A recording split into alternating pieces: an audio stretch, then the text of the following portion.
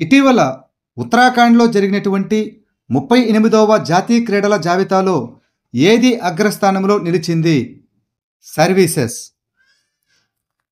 Services sports control board మొదటి స్థానంలో నిలవగా, మహారాష్ట్ర రెండవ స్థానంలో, హర్యానా మూడవ స్థానంలో, కర్ణాటక నాలుగవ స్థానంలో, మధ్యప్రదేశ్ ఐదవ స్థానంలో నిలిచాయి.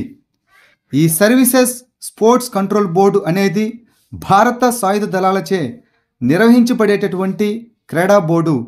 దీనిని 1919లో ఆర్మీ స్పోర్ట్స్ కంట్రోల్ బోర్డుగా ఏర్పాటు చేశారు.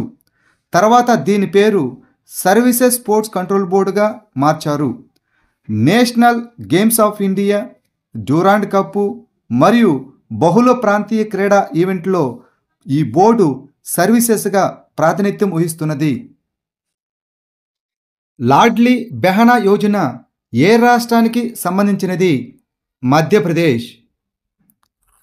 మధ్యప్రదేశ్లోని లాడ్లీ బెహనా యోజన నెలవారీ సహాయాన్ని 1250 నుండి 3000కు పెంచుతున్నది. ఈ పథకం రాష్ట్రంలోని మహిళలను ఆర్థికంగా సాధికారపరచడం లక్ష్యంగా పెట్టుకుంది. ఈ పథకం మే 2023లో ప్రారంభించబడింది. ప్రారంభంలో నెలకు 1000 రూపాయలు అందించేది. ఈ సహాయాన్ని తర్వాత 1250కి పెంచారు. ఇప్పుడు 3000కు పెంచుతున్నారు. ఇటీవల ఏ రాష్ట్రంలో రాష్ట్రపతి పాలన విధించబడింది? మణిపూర్. ముఖ్యమంత్రి ఎన్ బిరెన్ సింగ్ రాజీనామా చేసిన తర్వాత మణిపూర్లో రాష్ట్రపతి పాలన విధించబడింది. మణిపూర్ గవర్నరు నివేదిక ఆధారంగా రాజ్యాంగంలోని ఆర్టికల్ 356 కింద హోం మంత్రిత్వ శాఖ నోటిఫికేషన్ను జారీ చేసింది. బ్లూంబర్గ్ ఆసియాలోని అత్యంత సంపన్న కుటుంబాల జాబితాలో ఎవరు అగ్రస్థానంలో ఉన్నారు? ముఖేష్ అంబానీ కుటుంబం.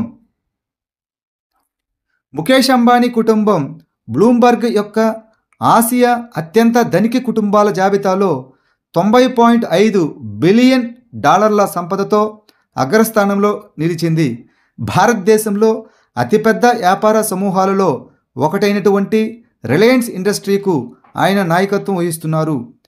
థాయిలాండ్కు చెందిన చీర్వనాంట్ కుటుంబం $42.6 బిలియన్ సంపదతో రెండవ స్థానంలో ఉన్నారు.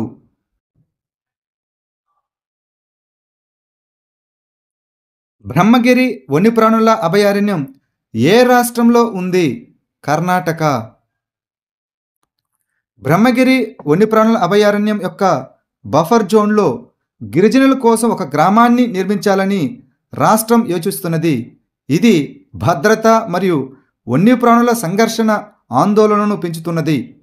బ్రహ్మగిరి వన్యప్రాణుల అభయారణ్యం కర్ణాటకలోని కొడగు జిల్లాలోని పశ్చిమ కనుమలలో ఉంది. 1607 మీటర్ల ఎత్తులో ఉన్నటువంటి బ్రహ్మగిరి శిఖరం పేరు పెట్టబడింది. కావేరి నదికి ఉపనది అయిన లక్ష్మణ తీర్థ నది ఈ అభయారణ్యంలోనే ఉద్భవించింది.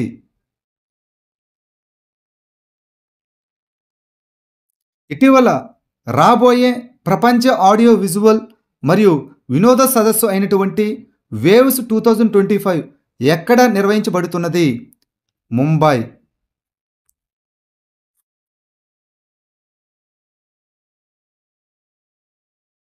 ఇటీవల ఇస్రో ఐఐటీల సహకారంతో స్వదేశీ సెమీకండక్టర్ చిప్పును అభివృద్ధి చేసింది. ఐఐటి మద్రాస్ సహాయంతో.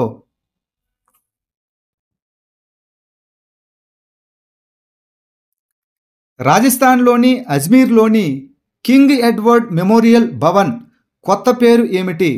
మహర్షి దయానంద్ విశ్రాంత్ గృహ. అజ్మీర్లోని కింగ్ ఎడ్వర్డ్ మెమోరియల్ భవన్ పేరును మహర్షి దయానంద్ విశ్రాంత గృహగా మార్చారు.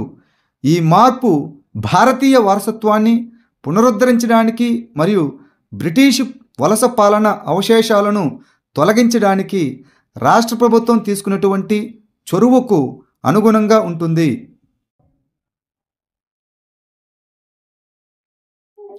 ఏ రాష్ట్ర ప్రభుత్వం నోడి బంధన్ పథకంను ప్రారంభించింది?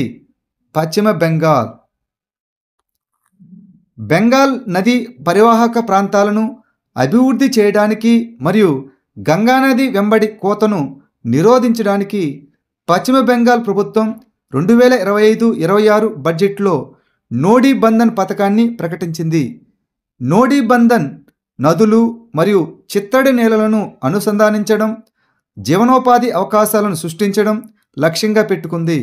ఈ పథకం చేపల పెంపకం, నీటిపారుదల మరియు వ్యవసాయం మరియు మత్స్య సంపదకు సంబంధించిన చిన్న తరహా పరిశ్రమలకు ఇది మద్దతు ఇస్తుంది.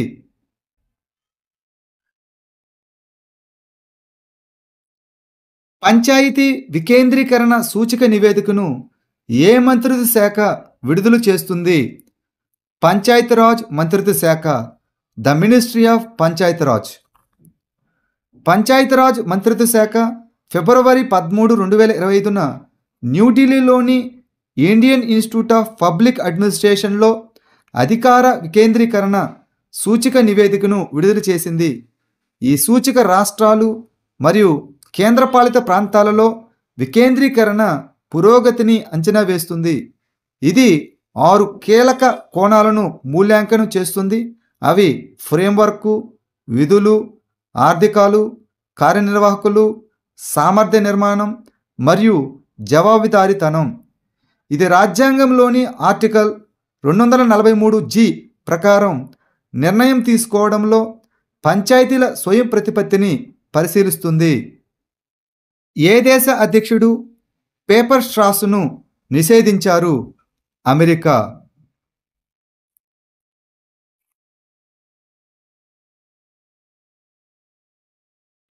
ఇటీవల కెనరా బ్యాంక్ చీఫ్ ఎకనమిస్ట్గా ఎవరిని నియమించింది?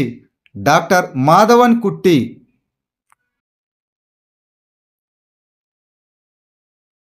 ఇటీవల విడుదల చేసిన ప్రపంచ బ్యాంక్ లాజిస్టిక్స్ పనితీరు సూచికలో ఏ దేశం అగ్రస్థానంలో నిలిచింది? సింగపూర్. ప్రపంచ బ్యాంకు లాజిస్టిక్స్ పనితీరు సూచికలో భారతదేశం ర్యాంకు 2023లో 38వ స్థానంలో ఉంది. సింగపూరు అగ్రస్థానంలో నిలిచింది. మ్యారిటైమ్ అమృతకాల్ విజన్ 2047 బ్లూ ఎకానమీతో సమలేఖనం చేయబడింది మరియు భారతదేశ సముద్ర రంగాన్ని మార్చడం లక్ష్యంగా పెట్టుకుంది.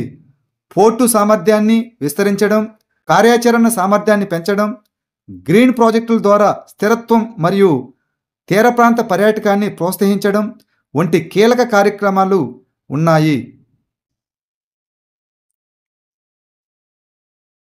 ఇండియా గ్యాస్ మార్కెట్ నివేదిక 2030 వరకు అంచనా నివేదికను ఏ సంస్థ విడుదల చేసింది? అంతర్జాతీయ ఇంధన సంస్థ, ఇంటర్నేషనల్ ఎనర్జీ ఏజెన్సీ. అంతర్జాతీయ ఇంధన సంస్థ ఇండియా గ్యాస్ మార్కెట్ నివేదిక 2030 వరకు అంచనా నివేదికను విడుదల చేసింది. భారతదేశం 2030 నాటికి దాని ఎనర్జీ మిశ్రమంలో సహజ వాయు వాటాను 6% నుండి 15% పెంచాలని లక్ష్యంగా పెట్టుకుంది. భారతదేశం ప్రపంచంలోనే ఎల్ఎన్జీ దిగుమతిలో 4వ స్థానంలో ఉంది.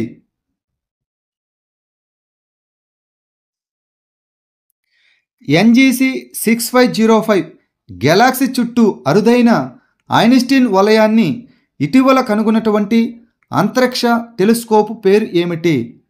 యూక్లిడ్ అంతరిక్ష telescope. European space agency Euclid అంతరిక్ష టెలిస్కోపు ఎన్జీసీ 6505 గెలాక్సీ చుట్టూ అరుదైన ఐన్స్టీన్ వలయాన్ని కనుగొంది. ఈ ఎన్జీసీ 6505 అనేది డ్రాకో నక్షత్ర సముదాయంలో 590 మిలియన్ కాంతి సంవత్సరాల దూరంలో ఉన్నటువంటి ఒక దీర్ఘవృత్తాకార గెలాక్సీ. ఈ ఐన్స్టీన్ వలయం అనేది గెలాక్సీ డార్క్ మ్యాటర్ లేదా గెలాక్సీ క్లస్టర్ ద్వారా గురుత్వాకర్షణ లెన్సింగ్ కారణంగా ఏర్పడినటువంటి దీర్ఘవృత్తాకార కాంతి నిలయం.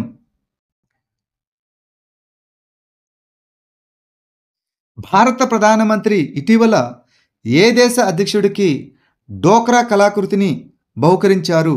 ఫ్రాన్స్. భారత ప్రధానమంత్రి నరేంద్ర మోదీ ఫ్రెంచి అధ్యక్షుడు ఇమాన్యుయల్ మాక్రాన్కు డోక్రా కళాకృతిని బహుమతిగా ఇచ్చారు. ఈ డోక్రా కళ దీనిని బెల్ మెటల్ క్రాఫ్ట్ అని కూడా పిలుస్తారు. ఇది 4000 సంవత్సరాల నాటిది. ఇది డోక్రా డామర్ తెగల సాంప్రదాయ జానపద కళ. ఇది వారి లోహ నైపుణ్యానికి ప్రసిద్ధి చెందినది. ఈ కళాకారులు ప్రధానంగా పశ్చిమ బెంగాల్, ఒడిస్సా, జార్ఖండ్ మరియు ఛత్తీస్గఢ్తో సహా తూర్పు భారతదేశంలో కనిపిస్తారు.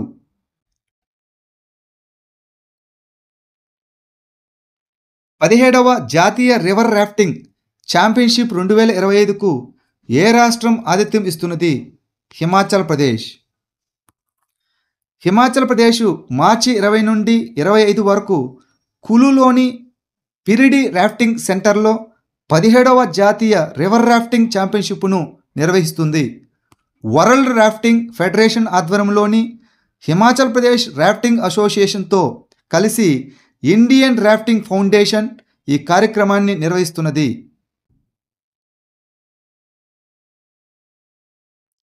ఇటీవల షోహిలీ అఖ్తర్ అవినీతి ఆరోపణలపై నిషేధించబడిన ఏ దేశానికి చెందిన మొదటి మహిళ క్రికెటర్గా నిలిచింది? బంగ్లాదేశ్.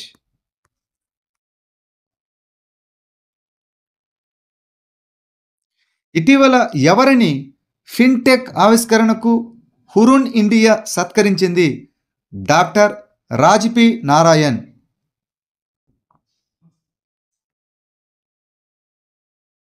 అంతర్జాతీయ మహిళా సమావేశం ఇటీవల ఎక్కడ ప్రారంభమైంది? Bengaluru. Art of living international centre నిర్వహించిన 10వ అంతర్జాతీయ మహిళా సమావేశం ఇటీవల బెంగళూరులో ప్రారంభమైంది. ఈ కార్యక్రమం మహిళా సాధికారత మరియు సామాజిక పురోగతి గురించి చర్చించడానికి ప్రపంచ నాయకులను మరియు మార్పును సృష్టించే వారిని ఒకే చోట చేర్చింది. ఐఫా ఉత్కృష్ట అవార్డుతో ఎవరు సత్కరించబడుతున్నారు? రాకేష్ రోషన్. ఇటీవల ఇంగ్లాండ్పై 4000 అంతర్జాతీయ పరుగులు చేసిన తొలి భారతీయుడు ఎవరు? విరాట్ కోహ్లీ. ఏ దేశంలో అత్యంత పురాతనమైన జురాసిక్ పక్షి శిలాజం కనుగొనబడింది? చైనా. న్యూఢిల్లీలో సామాజిక న్యాయంపై మొట్టమొదటి ప్రాంతీయ సంభాషణను ఏ మంత్రిత్వ శాఖ నిర్వహిస్తుంది? కార్మిక మరియు ఉపాధి మంత్రిత్వ శాఖ, the ministry of labour and employment. ఈ కార్యక్రమాన్ని కార్మిక మంత్రిత్వ శాఖ, confederation of Indian industry CII మరియు employers federation of India EFI సహకారంతో నిర్వహిస్తున్నది.